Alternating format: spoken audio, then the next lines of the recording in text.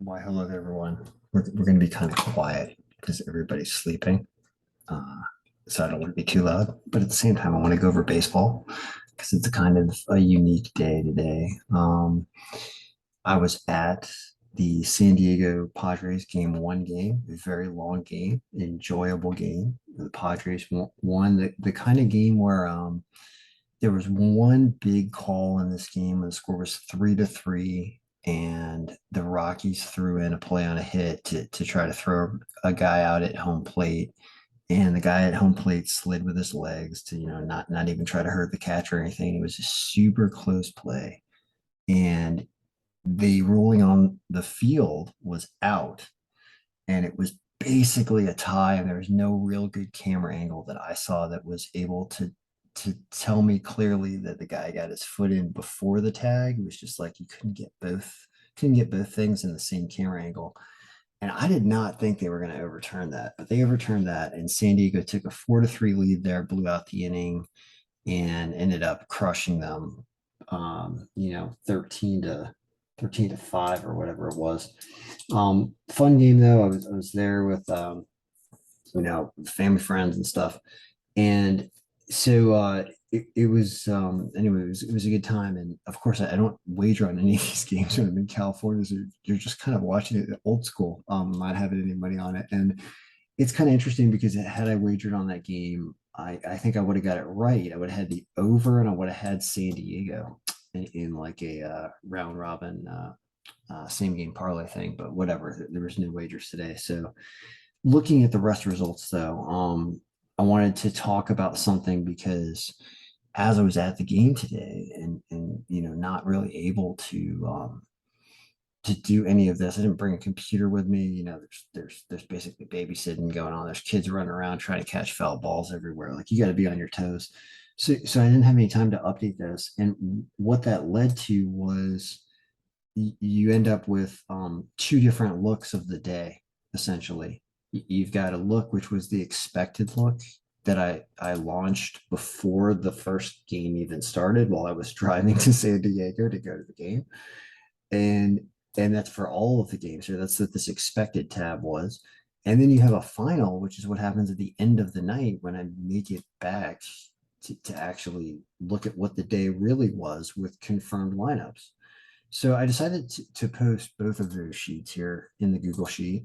And then you can kind of toggle and compare them to see if there was any benefit to looking at the final version with the confirmed lineups as opposed to the expected version with the expected lineups, right? Well, the way to do that is right now what you're looking at in the pivot is you're looking at the final.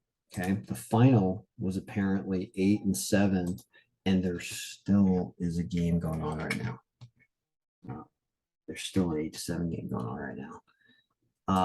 Or sorry, there's a final San Diego game that is not over yet. This is 2-2 in the ninth, and we'll double check that score uh, throughout this video as I'm finishing up. Actually, it's over. You know what? They won. San Diego won again. I'm not surprised. Um, so let's fix that everywhere and get a final look at the day, which is going to end up being 9-7, I believe. Where's that second San Diego game? Where are you? San Diego. You're going to be pink, probably. Yeah, it's all the way down here. So you have 3-2 San Diego, 3-2 San Diego, and 3-2 San Diego. Here is the sound of e-bikes go up the street. Those are the new. If you know about the e-bike craze, the electric bike or whatever, that thing is unbelievable. Thing's unbelievable. People are on them everywhere. Kids are on them everywhere. All right, let's go back here and fix this up. So we're at 3-2 everywhere. And what that ends up doing is presenting a day and a comparison that's kind of interesting. All right. And I kind of wanted to go through this. Is the reason why I recorded this video late at night is one, I want to also give a very quick expected projection of Wednesday, but I also wanted to show you what the difference between expected and final was on Tuesday. So here's our pivot now. You're 9-7 the DeGrom making his first pitch of the year after being, I think, injured or something. This is understandable that DeGrom isn't DeGrom given that he hasn't been pitching all year, or using last year's stats. So I understand, the odds makers obviously thought DeGrom was going to be the DeGrom of old. There was no way to predict what was going to happen there. So I wouldn't worry about losing that game essentially because you had no stats for DeGrom this year. Dodgers win. Milwaukee apparently loses. Houston loses 2-1 to the Red Sox. San Diego wins both games, right? Yankees blow a game apparently to Seattle. Cleveland loses. And then you start to get some wins down at the end. You hit underdog Baltimore. You hit underdog Detroit wins. Wow. In this version. So this is the final version going 9-7. Well, what did the expected version go? Well, if you go to edit and change this 8-2 final to 8-2 expected, and that works, you're going to get an 8-8 day. And the difference is apparently that you don't have Detroit down here. For some reason, Detroit's expected and Detroit's final made a difference here and pushed Detroit over the top. So I think that's the one game that's different. The rest of this, other than moving Toronto up in the expected and they win, there isn't too much of a difference. And the difference is generally relegated to games that are well below MXP 20. So now that I understand what happened here, and you do go one better, but it's a below MXP 20 game in Detroit winning that game. We're going to go and we're going to look at the Excel file for a second. And we're going to double check. So we've got 9-7 here, and Detroit is on here. Well, what do we talk about? And what I talk about is what the algorithm is supposed to do and be most reliable doing. Well, the answer is it's supposed to be games over MXP 20 that are the ones you should be betting. And those were a loser today. And that's what this is all about. So you lose the Mets game. Okay. And you lose apparently Milwaukee, which moves up at highest by margin here on this day as well. You lose these enormous games, and it's unacceptable. But I know I understand DeGrom, so I'm not going to harp on that one. But Milwaukee's going down, and then you got Houston going down to Boston, and you end up with a day where you only go 3-4 with these 7 games over MXP point. So it is not a successful day when it comes to what the algorithm is supposed to do.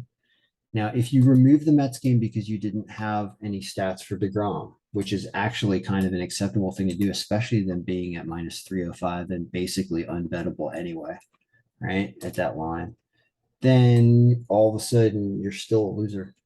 So I would say that the algorithm was unsuccessful on Tuesday at making money. And for those people who support this and everything, I understand you not sending me money on Wednesday because this thing essentially did not win, even though this has 3 underdogs on it, and we hit 2 of those underdogs as winners, being Detroit and Baltimore, but Oakland loses apparently. But Detroit was on and off this list based on when it came to being expected or final. So in that sense, you couldn't even act on that. So the algorithm is a loser today on Tuesday, but doesn't lose every day. And we learn from getting accurate information. So all that being said, let's bang out a real quick tomorrow look. Now that we have a final game and all the games are final, I can just do this and then go to bed and not worry about it. Because that's what I really want to do, is just get it done and get everybody on their way. So we're going to make a really quick expected version of Wednesday.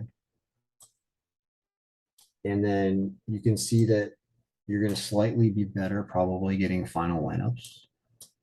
But until we do that, this is all we have to work with. So let's try it. So grabbing the odds for the day, it's right here. It'll let me copy it in a second. It takes a second for some reason when you're not in this mode. It's weird. There you go. Copies that. And we're going to insert that where the odds are. This is your real quick way of updating this. See that there are only 15 games on the schedule tomorrow, being Wednesday, one less than there were today. So we get to remove one of the games off of our matchup sheet. All these pictures, we're going to start them off with 2022 pitcher status. We've just brought in the odds, and the results tab looks like it is bringing in all the games. And the next thing we need to do is just update the lineups, which thanks to RotoWire, the lineups are available for tomorrow under lineups, daily lineups, and tomorrow. And we're going to copy, and we're going to paste. And we're going to glance to make sure all our pitchers have names. First names being full, not just an initial, and they look good. And by the way, something else I didn't even mention in this video, which I can't believe I did not mention. Wow, Whit Merrifield got traded to Toronto. Are you kidding me? This is the stuff I wanted to talk about. There were so many trades. There were so many trades. Whit Merrifield. Nope, WHI. Whit Merrifield, I'm going to say he's now in Toronto because apparently that happened. I trust the lineups on RotoWire. Let's look. Yeah, there were so many. Yep. Wow. There were so many unbelievable big name trades. Juan Soto, Josh Bell going from Washington to San Diego. They weren't in the building, I don't think, when it happened, when I was there today. But whoa, like big names. Mancini out from Baltimore over to somebody else. Like it's crazy. It's happening. So all of those things occurring are making projections very intriguing now because all of a sudden the lineup factors that we're now adding in here. I mean, I had to do a ton of work to update this final version when I was working on the final for Tuesday because I couldn't believe how many trades they were. Well, we're not done, right? So it's actually really look at these holes everywhere. These holes everywhere are people that are new that are playing Wednesday that have probably got traded from a different team. And I can show you that by saying, like, all right, well, who's the sixth hitter on the Dodgers, right? Let's go look. And then we'll probably have to change somebody unless it's their first game. Dodgers, six, Vargas. Maybe actually that's just a new player. So there's some of that too, as well as people being called up apparently this time of year. So we're going to look and see if he's probably in here. He just doesn't have any stats yet for this year. Yeah, he does. He's probably fine. He's probably already on the Dodgers in here, and he is. So he's not a problem. But what about the ninth place hitter there? Who's that? Joey Gallo. That sounds like a trade. Yeah. Joey Gallo used to be on the Yankees. Wow. I mean, it was actually kind of interesting to go through all of the adjustments that I had to make so far for Tuesday because I was like, wow. It's like, wow, big name trades. So I'm not even going to waste, like I said, I'm not going to spend any more time in this video doing this tonight because obviously who knows what's going to happen tomorrow if there's so many trades today. So we're going to wait until we get more confirmed lineups. And I would actually recommend that you do wait because these are big name changes. So, like, for example, is Luis Castillo freaking traded to? Like, what is going on here? Like, there's a lot of things that need to be done to get this right.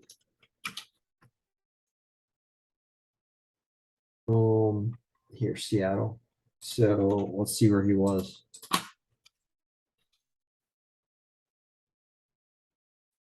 Yeah, Luis Castillo, por favor. Here he is, Cincinnati, and now he's on Seattle. And when you do this, you actually have to go into the pitcher sheet and also change him here for both years. If you want to potentially use both years of his last 2 years pitching stats, do that. So these are the kind of things that you need to do to get this stuff right here. Tommy Henry, I don't know what the situation is. And I'm actually gonna leave you guys without really doing the projection for tomorrow because seeing everything I just saw here, I actually don't feel comfortable finalizing this for you and showing you something because I know it's not right yet and it would take me longer in the video to do it. So I will wake up at some point. Now these games are early. I'm on the West Coast. So you're asking me to get up before 9 a.m. essentially and update all this stuff. If you'd like me to do that, purchase the August subscription because if nobody sends me money tomorrow to do this, I'm not betting. And while I'm going to get it done and updated in the Google Sheet for those who've already subscribed, I'm not going to spend all my time in the morning because you know what? I'm going to be asked to do a bunch of other things tomorrow morning. So keep in mind that if you care enough to put a lot of money on this, you probably should send me money so that I feel obligated to do a really good job for you and not just half-ass it. Think about it that way. Then maybe you might understand why I don't care and don't do this. Because I understand what you could be making if you cared enough. And maybe you do it on your own. Actually, I know people who take this and do it on your own. In that case, don't pay me and do it on your own. But then I love it because I shouldn't be getting any complaints then. I shouldn't be getting any complaints that I'm not doing hard enough work for you guys because I gave you the tools to do it yourself and really showed you how to take care of it. I showed you how to update lineups. I showed you how to do all this stuff.